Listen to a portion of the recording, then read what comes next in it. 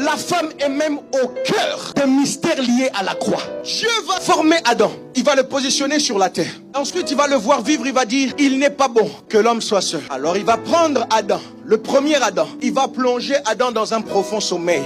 Et en plongeant Adam dans un profond sommeil, il va prendre la côte et il va former Ève. De la même manière, lorsque le second Adam arrive, au moment où il voulait entrer dans ce pourquoi il était venu sur la terre, Dieu va plonger Jésus dans un profond sommeil, le sommeil de la mort. Et à ce moment-là, un soldat va venir. Il ne va pas percer Jésus à la cuisse. Il ne va pas percer Jésus au dos. Il ne va pas percer Jésus à la nuque. Il ne va pas percer Jésus à la main. Il va percer Jésus à l'âme.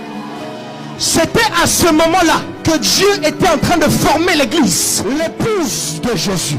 Et tu sais même pourquoi Jésus a souffert sur la croix? Parce que Jésus est en train de faire l'œuvre d'une femme.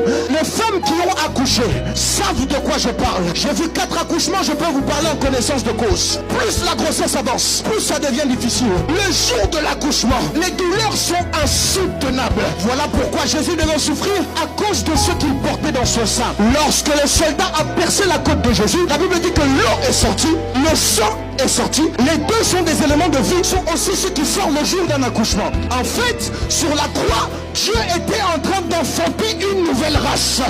La race des rachetés, la race des élus, la race des sauvés, la race des victorieux. Sur la croix, Dieu était en train de faire l'œuvre d'une femme. Voilà pourquoi je m'opposerai toujours farouchement à ceux qui racontent des bêtises en disant que la femme n'a pas le droit de prêcher.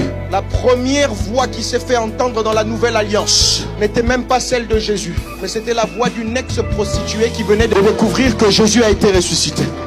Laissez les femmes prêcher. La Bible dit, dans les derniers temps, je répandrai mon esprit sur toutes. Vos fils et vos filles prophétiseront. Autant dire prophétiquement qu'en cette saison, le Seigneur va se servir des femmes pour pouvoir accomplir les desseins de Dieu attachés à la saison dans laquelle nous sommes. Tu es une femme, tu dis amen, c'est avec toi que Dieu le fait.